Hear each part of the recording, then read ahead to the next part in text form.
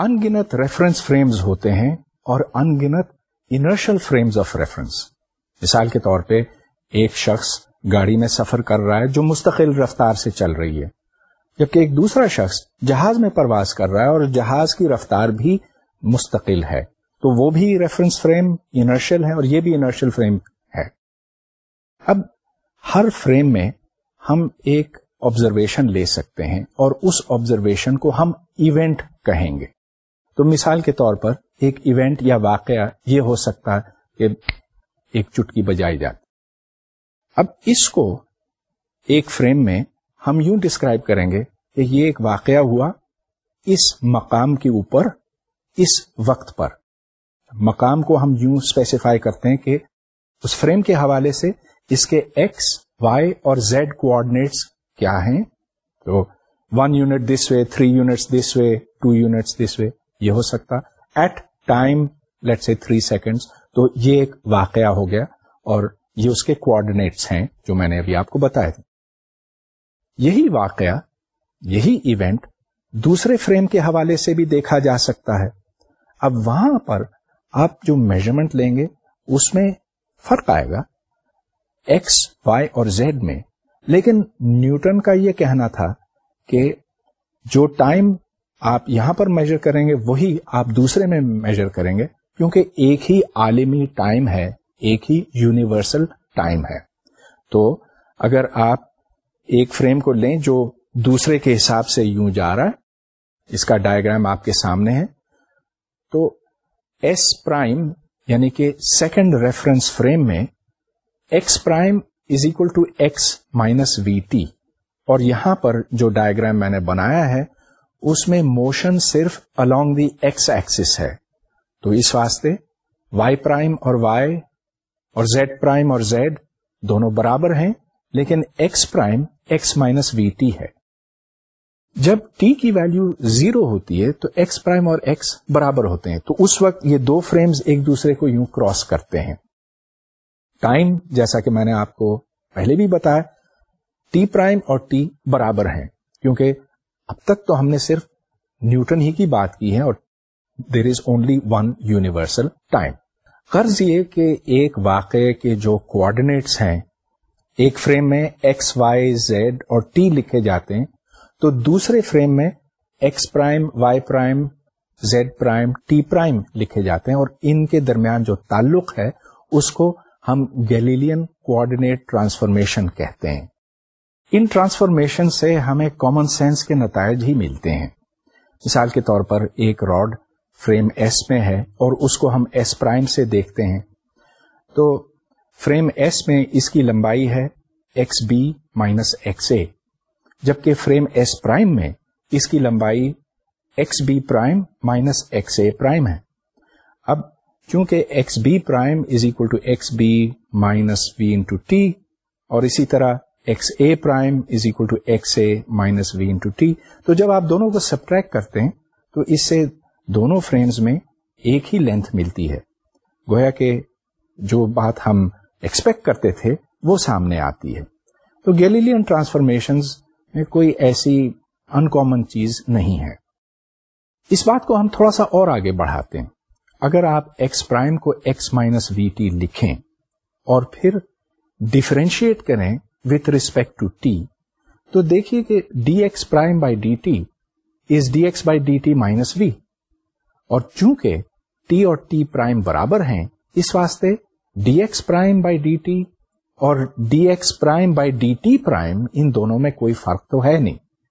चुनाचे dx prime by D T prime is equal to dx by D T minus we, और dx prime by D T prime इसको तो हम x component of the velocity measured in the s prime frame कहते हैं, और इसी तरह dx by D T को हम ux कहते हैं, और ux का मतलब है the x component of the velocity measured in the s frame. चुनाचे यहां से हमें एक रिलेशन मालूम होती है between velocities measured in the s frame and in the s prime frame.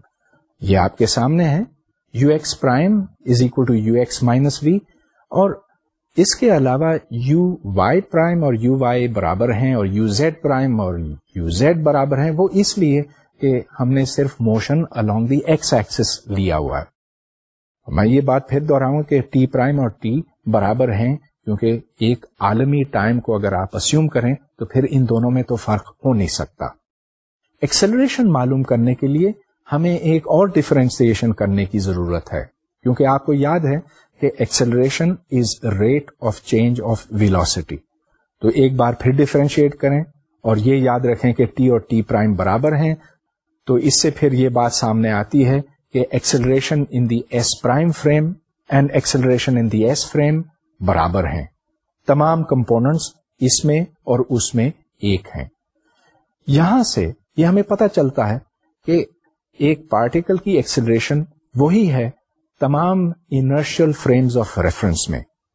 اور اس سے پھر جو بات میں نے پہلے کہی تھی کہ Newton's law applies equally well in the S prime frame as in the S frame. گویا کہ اگر ایک انرشیل فریم ہے جس میں Newton's laws of motion apply کرتے ہیں تو دوسرے انرشیل فریم میں بھی وہ اسی طرح سے اپلائی کریں گے. ایف ایکولز ایم اے اگر یہاں ہے تو وہاں بھی ایف ایکولز ایم اے اپلائی کرے گا. البتہ یہاں پر ہم نے یہ کہا کہ ماس چینج نہیں ہوتا. اور ماس کیوں چینج ہو جب آپ ایک فریم سے دوسرے فریم میں جائیں؟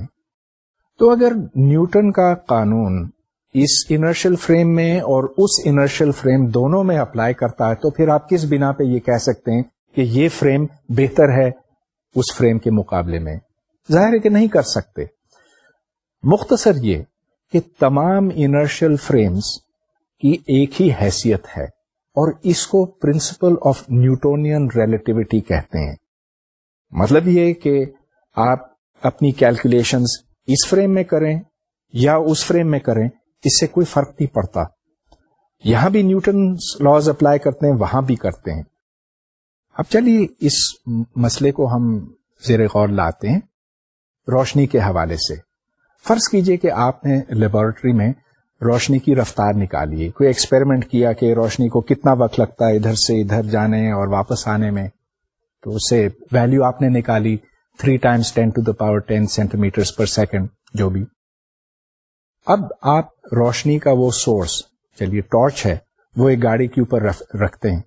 گاڑی جب چلتی ہے تو کیا وہی 3 × 10⁻10 سینٹی میٹر پر سیکنڈ ناپا جائے گا؟